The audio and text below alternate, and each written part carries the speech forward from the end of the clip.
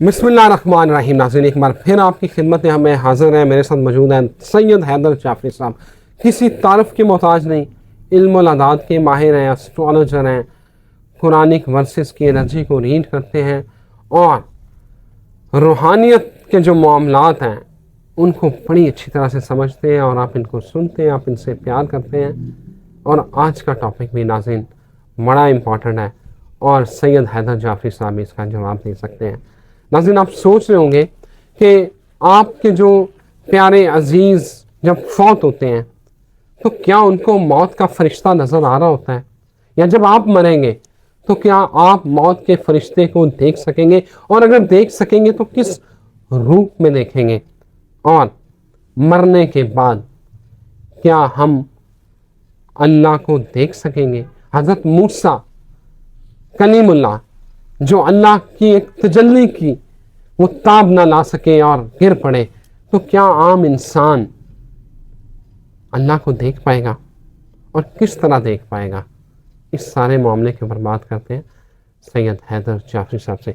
शाह जी, बहुत शुक्रिया आपके वक्त का। Always welcome Shah ji. भाई, मालिक आपको सदा सलामत रखे। बाकी जवाब देना सर मेरी औकात हैसियत ही नहीं है। कायनात के मालिक जाने, उनका काम जाने, सलूनी के मेंबर पे बैठने वाले मौला कायनात जाने, हम कौन, हम जवाब देने की औकात हैसियत नहीं है। हाँ, जितना आता है उसकी रोशनी में को थोड़ा बहुत वजाहत कर सकते हैं, जवाब देने की औकात हैसियत नहीं है। अब आ जाते हैं, आपका जो पहला सवाल है, मौत का फरिश्ता नज़र आता है तो सर जब इंसान दुनिया से जाने लगता है ना तो दरवाज़े खोल दिए जाते हैं, तो विज़न ऑटोमेटिकली खुल जाता है। अब मौत का फरिश्ता जो है वो नज़र आता है तो किस रूप में नज़र आता है। तो एक चीज़ याद रखिएगा, अल्लाह ने हर चीज़ का वसीला बनाया है। यानी अल्लाह चाहे तो ख़ुद कुन कह के कायनात बना सकता है, तो कुन कह के सबकी जाने क्यों नहीं जो है वो निकाल सकता, फरिश्ता क्यों। अल्लाह कुन कह के सबको दीन दे सकता है, तो फिर नबूवत का इतना बड़ा सिलसिला 1,24,000 नबी क्यों। इसका मतलब है कि अल्लाह असबाब वसीले पैदा करता है और मौत का फरिश्ता भी वसीला है। लेकिन मौत के फरिश्ते पे इल्ज़ाम न लगे इसलिए मर्जुल मौत लगा दिया जाता है। एक चीज़ याद रखिएगा, ये दो चीज़ें हम उसको सेग्रीगेट कर नहीं पाते। एक बीमारी, तो अल्लाह कहता है हमने कोई बीमारी ऐसी नहीं उतारी जिसकी शिफा हमने साथ ना उतारी हो। बीमारी हो तो वो लामहल्ला ठीक हो जाती है, उसकी शिफा अल्लाह ने उतारी हुई है। मर्जुल मौत की शिफा नहीं है। यानी एक वो बीमारी जो आपको लगे, अब थोड़ा सा इसको हल्का सा समझिएगा, एक वो बीमारी कि जो आपको वैसे मेडिकली बीमारी लगी है तो उसका इलाज अल्लाह ने दिया है। वनुनज़्ज़िलु मिनल कुरान मा हुवा शिफ़ाउन व रहमतुल लिल मोमिनीन, हमने नाजिल किया कुरान को शिफा बना के और रहमत बना के मोमिनीन पे, बिल्कुल सही है, मोमिनीन पे। ठीक है, इसका जिक्र मैंने पिछली वीडियो में किया था कि मोमिन होते कौन है। तो मोमिनीन के लिए, और वनज़ीद अल्लाहु ज़ालिमीना इल्ला खसारा, और यही किताब है जिससे ज़ालिम अपना नुकसान बढ़ा लेते हैं। कुरान पाक में एक और आयत है, उसका तर्जमा मफ़हूम इस तरह का बनता है कि यही किताब है जिसको चाहती है हिदायत देती है, जिसको चाहती है गुमराह कर देती है। यानी इसी कुरान की दलीलों से लोग गुमराह होते हैं ना। इसी कुरान को पढ़ने के बाद अपनी जो है उसकी चीज़ों को समझने के बाद गुमराह होते हैं ना। यहीं से चीज़ों को गलत इंटरप्रेट करते करते रास्ता भटक जाते हैं ना। तो रास्ता जो चलेगा वही भटकेगा ना, जो रास्ते पे चला ही नहीं उसने भटकना कहाँ से है। बिल्कुल सही है। अब आ जाते हैं फिर आपके उसी सवाल की तरफ कि मौत का फरिश्ता नज़र कैसे आएगा। तो एक और हदीस है, मुझे अब उसका बाब याद नहीं है, लेकिन है वो मुस्तनद बुखारी और मुस्लिम की सहीहैन की हदीस है कि इंसान मरते वक्त मौत के फरिश्ते को वैसा देखेगा जैसा उसके अंदर का, यानी उसके एक लफ्ज़ है, उसको मैं अब मुझे उसका उर्दू का सही लफ्ज़ समझ नहीं आ रहा, लेकिन है कि जैसा इंसान होगा वैसा ही वो फरिश्ते को पाएगा। अगर वो अंदर से करख्त है, जालिम है, लोगों के हालात लोगों के ऊपर लूटता रहा है, ज़बरदस्ती करता रहा है, मौत का फरिश्ता भी ज़बरदस्त हालत में आएगा और उसको गले से दबोचेगा। और अगर वो लोगों की मदद करता रहा है, لوگوں کے ساتھ حلم کے ساتھ معاملات طے کرتا رہے، تو پھر موت کا فرشتہ بھی ویسے ہی اس کو نظر آئے گا۔ نیک روحوں کو نکالنے کے لیے اچھی شکلیں، بری روحوں کو نکالنے کے لیے بری شکلیں۔ منکر اور نکیر تو وہی ہیں جنہوں نے قبر میں حساب کرنا ہے، جو ہے وہ ظالموں کے ساتھ ان کا لہجہ اور ہے، مالکوں کے قریبیوں کے ساتھ ان کا لہجہ اور ہے۔ فرشتے تو وہی ہیں۔ اسرائیل کا لہجہ تو آپ کے لہجے کی وجہ سے بدلے گا۔ اسرائیل کا چہرہ یا اسرائیل کا جو پرتو ہے یا جو اس کا نظر آنے کا ہے، وہ تو آپ کی وجہ سے بدلے گا۔ فرشتے کس کا حیا کرتے ہیں؟ اللہ کا۔ آپ کے یہاں نور ہے، فرشتے کو کیا پڑی آپ کو ڈانٹتا رہے؟ کر سکتا ہے؟ اگر یہاں کچھ نہیں ہے، یہاں جہالت ہے، یہاں اندھیرا ہے، تو فرشتہ تو کہے گا نا ایک ہی گند لے ہیں، لہجہ بدل جائے گا۔ آپ کے ہاتھ میں ہے، آپ موت کے فرشتے کو کیسا دیکھنا چاہتے ہیں۔ موت کے فرشتے نے اپنا روپ نہیں بدلنا، آپ نے بدلنا ہے۔ اللہ اکبر۔ آپ کیسا دیکھنا چاہتے ہیں، آپ پہ منحصر ہے۔ فرشتے نے ویسا ہی رہنا جیسا وہ ہے، وہ ایک آئینہ ہے، اس میں آپ کو اپنی شکل نظر آئے گی۔ بھیانک ہوگی تو بھیانک نظر آئے گی، اچھی ہوگی تو اچھی نظر آئے گی۔ موت کا فرشتہ ایک آئینہ ہے، اپنی شکل ٹھیک کر لو، آئینے تے مٹی چاڑن دی لوڑ نہیں کی۔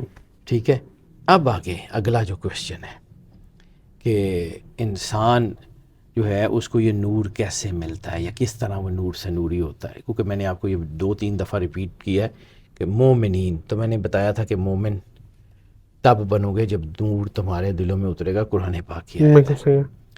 جب آپ رسول اللہ صلی اللہ علیہ وآلہ وسلم سے محبت کرتے ہیں، ان کی اولاد کا حیا کرتے ہیں، ان کی اولاد سے محبت کرتے ہیں، تو کائنات کے راستے آپ کے لیے کھول دیے جاتے ہیں۔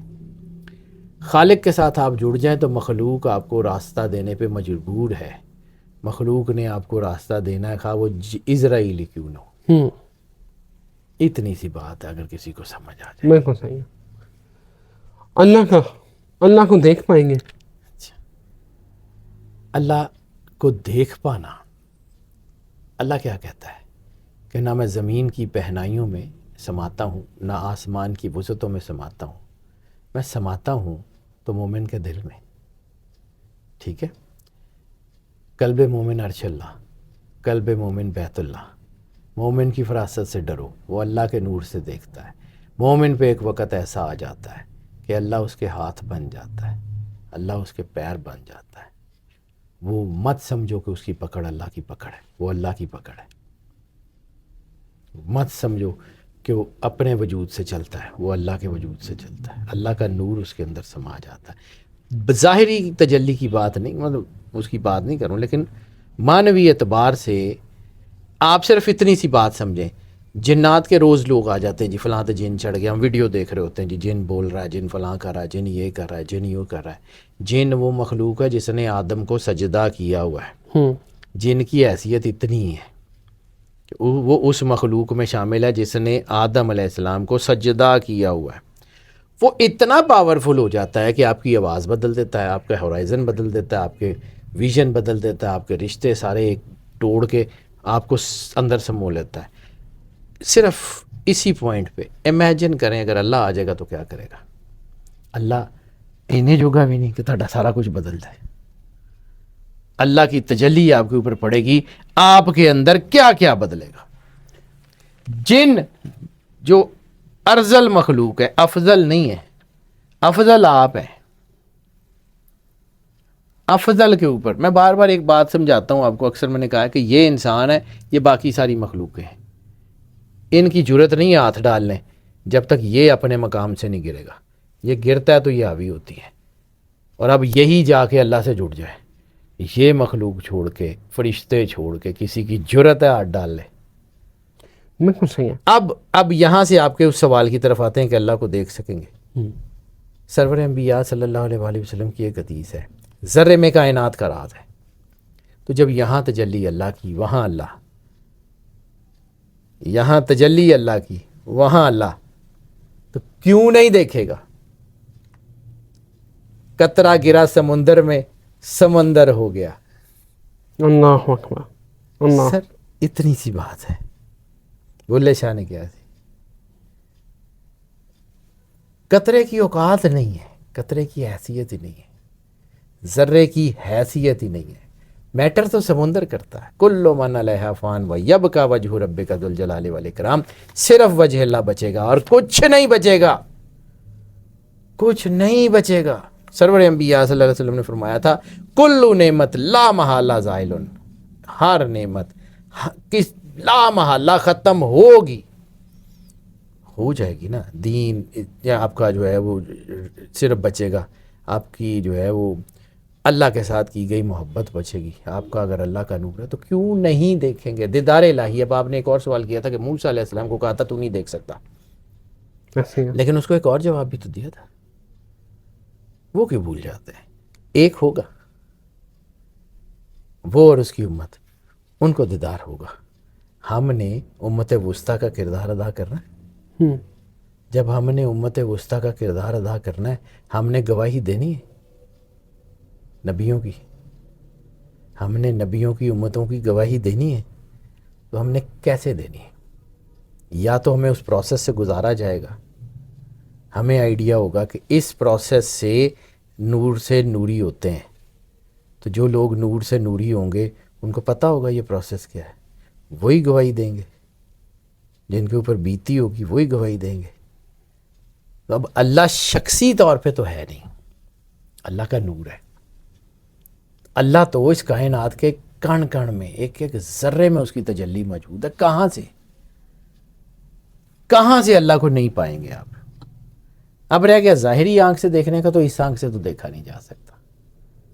وہ نور سے نوری ہونے والی روح جب اس کے سامنے کھڑی ہوگی, کیونکہ اس نے پہلے بھی اللہ کو دیکھا ہے. جب اللہ نے الست کہہ کے مخاطب کیا تھا, الستو بربکم, کیا تمہارا رب نہیں ہوں, تو اس روح نے تو پہلے بھی اللہ کو دیکھا ہوا ہے. شاہی ہماری نویں بھی کم ہوں گی وہاں, ساری ہیں, تسی ایکسیپشن لو. میں وہی کہہ رہا ہوں. پھر سر آپ اس کائنات کے نہیں ہیں, ہم بھی اسی کائنات تو بس پھر اگر آپ کو اللہ نے بنایا ہے, اسی لیے تو سر حجر اسود کو کیوں کہا جاتا ہے کہ اس میں کائنات کی سب سے بڑی ڈاکٹرائن ہے. سرور انبیاء صلی اللہ علیہ وآلہ وسلم نے کیوں کہا تھا کہ حجر اسود میں انسانیت کا سب سے بڑا راز ہے. سرور انبیاء نے یہ کیوں کہا تھا کہ یہ حجر اسود لوگوں کی تقدیر بدل دے گا, کیوں کہا تھا؟ پتھر ہے. الست کو جب اللہ نے روحیں بنائیں, تمام روحیں. اب یہ ایک بات صرف سوچنے والی ہے, اس کے اوپر ذرا سوچئے گا. کوئی ایسا مقام کہ جہاں پہ ساری روحیں اکٹھی ہوئی ہوں, بعد میں تو روزے محشر میں ہوں گی, اس سے پہلے جب اللہ نے بنائی اکٹھی تھیں پوری کائنات میں, اس نے روحیں تخلیق کی, عالم ارواح یا جو بھی تھا. پھر اللہ نے اسے کہا الستو بربکم, کیا میں تمہارا رب نہیں ہوں؟ جی بالکل آپ ہی ہیں. تمام روح, اچھا لکھ دو, سائن کر دیے, یا کسی طرح اپنا کانسنٹ دے دیا. ہر روح نے, میری روح نے, آپ کی روح نے, ہر ایک نے کانسنٹ دیا ہوا ہے, تو میرا رب ہے. ٹھیک ہے. پھر اللہ نے کہا کہ میرے تو سوا کسی کی عبادت تو نہیں کرو گے. جی نہیں, میرے سے آپ کے سوا کسی کی عبادت نہیں. یہاں پہ پھر آئے, پھر ہم نے بھول گئے وہ ڈاکٹرائن. پھر ہمیں یاد نہیں رہا کہ ہم نے اس کے سوا کسی اور کو رب ماننا ہے کہ نہیں ماننا. پھر ہم نے اپنی, پھر اللہ کہتا ہے کہ تم نے اپنی ہوا اور ہوس کو جو ہے وہ اپنا خدا بنا لیا. تمہاری جو ہے وہ سوچیں, تمہاری جو ہے خیالات, وہ تمہارے رب ہیں. تو وہ جو ہوا اور ہوس ہے اس کو خدا بنا لیا, اللہ کو چھوڑ دیا. تو پھر حجر اسود نکال کے سامنے کرے گا نا, جس طرح وہ ڈاکومنٹس اور ایویڈنس اور گواہیاں منہ پہ ماری جاتی ہیں کہ پائے نا تھوڑا CCTV فوٹیج ہے, تسی قتل کیتا. حجر اسود وہ ساری ڈاکٹرائن نکال کے منہ پہ مارے گا کہ اے پئی جی تسی اتھے کیا سی اللہ دے وچ کہ میں اللہ تو سوا کسی دی عبادت نہیں کراں گا, اے پئی جی. اللہ اکبر. یہ رسالت میں آپ کی حدیث میں یہ سارا کچھ ہے. حجر اسود میں وہ ڈاکٹرائن موجود ہے جس میں یہ موجود ہے کہ روحوں نے جب کنسنٹ دیا تو حجر اسود میں رکھا گیا.